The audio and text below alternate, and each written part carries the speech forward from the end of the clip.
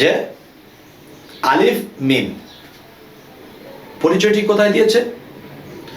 পুরুষের যে অঙ্গটা এটাকে আলিফ বানানো হয়েছে, আর নারীদেরকে বলা হয়েছে কি, তাদের নিচের অংশে গোপন অঙ্গ এটা হলো মিম।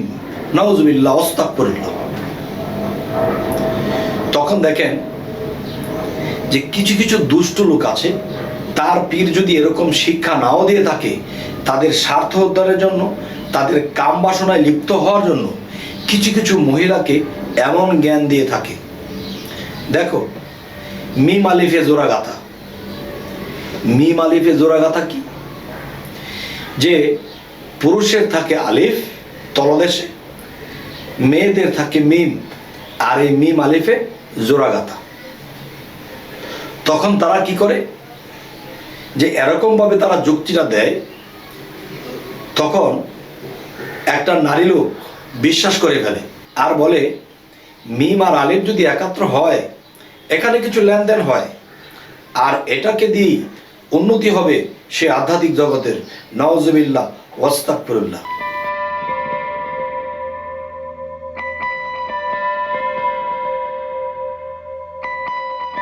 বিসমিল্লাহির রহমানির রহিম।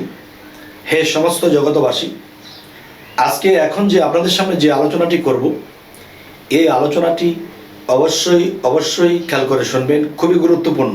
আর বেশিরভাগ গুরুত্বপূর্ণ হবে এই আলোচনাটি সেই ব্যক্তিদের জন্য যারা তরিকতের পথে আছে, তরিকত নিয়েছেন, একজন মুর্শিদ ধরেছেন, তাদের জন্য একান্ত প্রয়োজন।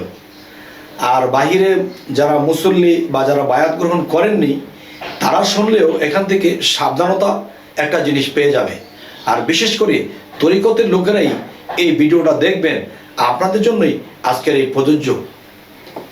সেই আলোচনাটি হলো, দেখুন, মানুষ কোরআনে হাদিসে পেয়েছে মুরিদ হতে হবে, বায়াত হতে হবে, কিন্তু দেখেন একদল লোক দেখা দেখি মুরিদ হয়েছে, কারো কার কথা শুনে গেছে, কারো কথা ভালো লেগেছে, সে মুর্শিদ ধরেছে। আচ্ছা, মুর্শিদ ধরার আইন আছে, ধরতে হবে। তবে এখন যে কথাটি বলবো, যে এর মধ্যে কিছু হাকিকত আছে, বা এর মধ্যে বোঝার ভুলের কারণে হাকিকত ছাড়া মানুষ কাজ করতেছে। সেই কথাগুলো হলো, দেখুন, যে তরিকত নেওয়ার পরে কেউ গামছা ধরে, কাপড় ধরে, কেউ মাইক দিয়ে, কেউ হাত ধরে বায়াত গ্রহণ করেছে। কিন্তু দেখেন, আল্লাহ কিন্তু আমাদেরকে একদিন আটকিয়ে দেবে। যে সেটা হলো কি, যে দেখেন, যে আপনি যে কোনো জিনিস ক্রয় করবেন, দেখে শুনে বুঝে কিনবেন। আচ্ছা, একটা হলো দরবেশ, একটা হলো দরসে বেশ।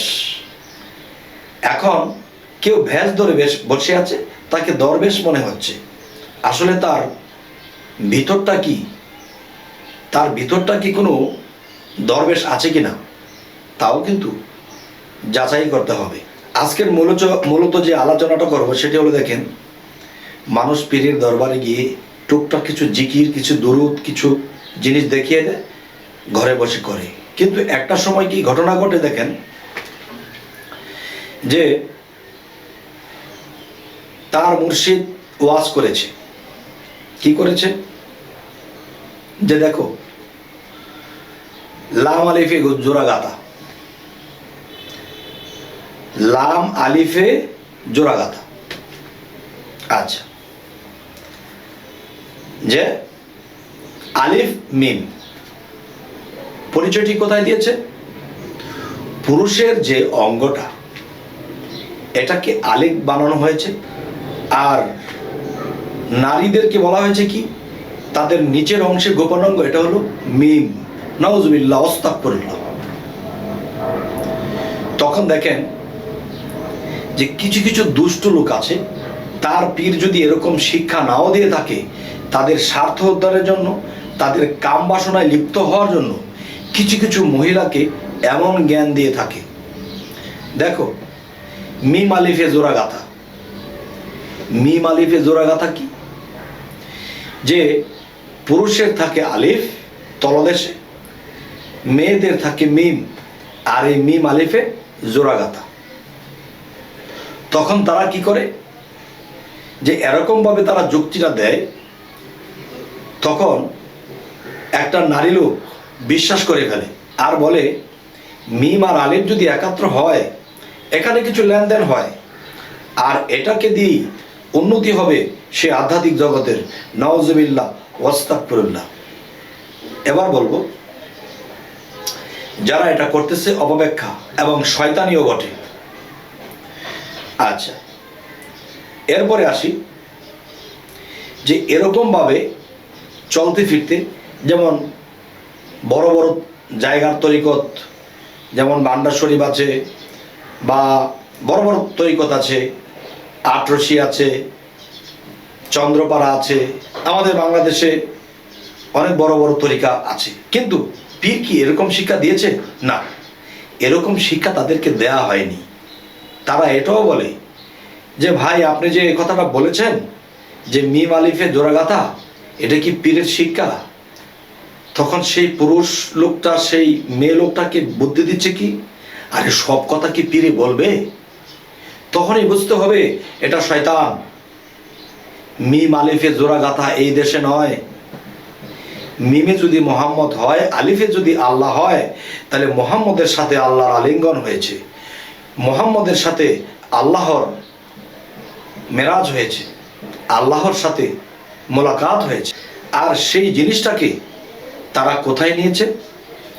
যে মিম আলিফে জোড়াগাথা, মহিলার অংশ গোপনটা মিম, পুরুষেরটা আলিফ, নাউজুবিল্লাহ আস্তাগফিরুল্লাহ, এই কথা কখনো বিশ্বাস করলে আপনার ঈমান থাকবে না।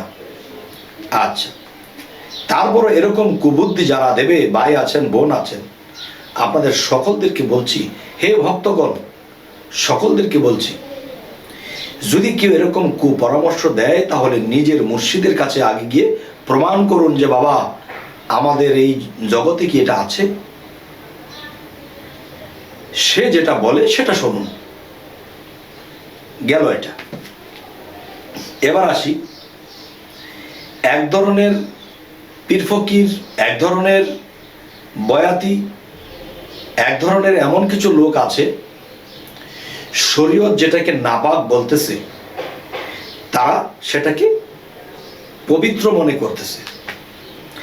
যেমন সহবাস করলে গোসল করতে হবে, তার মানে এখানে নাপাক কিছু হয়েছে। প্রস্রাব করলে অজু করতে হবে, বাথরুম করলে অজু করতে হবে, এখানে নাপাক কিছু হয়েছে। আচ্ছা, পরিষ্কার না থাকে তো নিজের কাছেই খারাপ লাগে। কিন্তু আমি যেটা বলবো আপনাদেরকে, যে তারা এমন কিছু করতেছে যা আল্লাহর পছন্দ নয়, রাসূলের পছন্দ নয়, কোনো অলিয়া উলিয়াদের পছন্দ নয়, কোনো চরিত্রবান, কোনো বিবেকওয়ালা মানুষের পছন্দ নয়, কোরআনের বিপক্ষেই হয়। তো এমন কিছু কোনোদিন করা যাবে না, মানা যাবে না। কারো কান কথা শুনে আপনারা এরকম ভুলটা করবেন না। এখন আমি আপনাদেরকে যে কথাটি বলবো, দেখেন, সে কথাটি হলো, এমন এমন তরিকত আছে তারা অমর হবে, তারা অমরত্ব লাভ করবে। তারা কি করে জানেন? অমরত্ব লাভ করবে না। আল্লাহ তোমাকে মরত্ব দিয়েই রেখেছে, তুমি অমরত্ব কিভাবে লাভ করবে? আচ্ছা, তো এখন যে কথাটি বলবো সেটি দেখেন, এমন এমন লোক আছে বাংলাদেশে, এমন এমন তরিকতের মধ্যে এমন এমন লোক এমন কিছু করছে যা পীরের শিক্ষা না দিলেও তারা নিজেরা করছে তাদের খারাপ চরিত্রের কারণে। আচ্ছা, এখন যে কথাটি বলতেছি সেটা হলো, দেখুন, যে এমন এমন কিছু ভণ্ড লোক আছে তারা কি করতেছে জানেন? তারা জাহান্নামের কিছু কাজ করতেছে, তারা ভালো মনে করে। সেটা কি জানেন? একটা কুমারী নারীর প্রথম যখন মাসের জিনিসটা প্রকাশ হয় বা সেই হায়াসটা হয়, সেই হায়াসটাকে তারা সংরক্ষণ করে, জীবনের প্রথম যার হলো সেটা একত্রিত করে। তারপরে কি করে? এটা পুরুষের কিছু অংশ, নারীর কিছু অংশ, প্রস্রাবের কিছু অংশ, পায়খানার কিছু অংশ, এগুলা দিয়ে আর কিছু মশলা দিয়ে এটাকে শরবত বানিয়ে তারা পান করবে। আর পান করলে তারা অমরত্ব লাভ করবে, তারা সবসময় ভালো থাকবে। নাউজুবিল্লাহ ওয়াস্তাগফিরুল্লাহ। এমনটা যদি পৃথিবীতে কেউ করে থাকেন, আল্লাহর কাছে ক্ষমা চেয়ে এগুলা ছেড়ে দেবেন। আর যারা এগুলা করার প্রস্তুতি নিচ্ছে তাদেরকে নিষেধ করে দিবেন। এইগুলার মধ্যে আল্লাহর কোনো কিছু নেই, এগুলার মধ্যে আছে শয়তানি শক্তি। আর এই শয়তানি শক্তিকে পাইবার জন্যে তারা এরকমটা করছে, কিন্তু এটা যে শয়তানি শক্তি এটা তারা বুঝতে পারছে না, এটাকে আল্লাহর শক্তি মনে করে করছে। নাউজুবিল্লাহ। শয়তান মানব দেহের ভিতরে সেই নিচে স্থান নিয়েছে। যেমন আদি আদমকে বানিয়েছিল কে? মুকরুম ফেরেশতা। আচ্ছা, এখন সে আদমের বংশধর আমরা। এখন আমাদেরকে এখনো মায়ের গর্ভে সেই বডি কে বানাচ্ছে? এই মুকরুম। তাহলে সে সেখানে এখনো পর্যন্ত ডিউটি করে, আর সেখানে কিন্তু নাপাকের স্থান, আর সেখানে মানুষ তৈরির কাজ হয়। তাহলে সেই শয়তানের স্থানের জিনিসগুলো যারা খাইতেছে তারা শয়তানি শক্তিতে শক্তিমান হবে, আল্লাহর শক্তিতে নয়। তারা কখনো আত্মার মুক্তি নিতে পারবে না। তাই হে সমস্ত তরিকত জগতের ভাই ও বোনেরা এবং সকল বন্ধুগণ এবং সকল ভক্তগণ, আমি আপনাদেরকে অনুরোধ করে বলছি, আপনারা এই হইতে বিরত থাকুন। আর না হয়তো পৃথিবী থেকে শয়তানি শক্তি নিয়ে চলে যেতে হবে, তখন আত্মার মুক্তির ফয়সালা আর হবে না। তাই আমি বলবো, হে সমস্ত জগতবাসী, মিম আলিফে জোড়া গাথা এটা আল্লাহ মুহাম্মদ সাল্লাল্লাহু আলাইহি সাল্লামের সাথে হয়েছিল, আলিঙ্গন হয়েছিল, মেরাজ হয়েছিল সেখানে সেটা। আর যদি এটা বাস্তবে কোনো পুরুষ নারীর সাথে এটা করে তার মহাপাপ হবে। সাথে আরেকটি কথা বলবো, আশুকে মাসুকে ফানা। এখন আলিফ আর মিমে মিলে এখানে আশুক মাসুক বানিয়েছে। নাউজুবিল্লাহ। এখানে কি হবে? আপনি বান্দা আর আল্লাহর সাথে আপনার আলিঙ্গন হবে। সেই আত্মজগতে, সেই স্বপ্নযুগে আপনার সাথে আপনার মুর্শিদের সাথে আলিঙ্গন হবে। সে আপনাকে সুন্দর বাক্য বাণী দেবে, আপনাকে শিক্ষা দিবে, ঊর্ধ্ব জগতে পৌঁছে দেবে।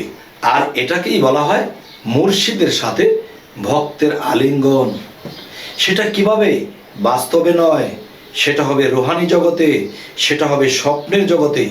সেখানে ভক্তের সাথে আলিঙ্গন হচ্ছে। তার মানে কি? তার মুর্শিদ তাকে বুকে গ্রহণ করে নিয়েছে।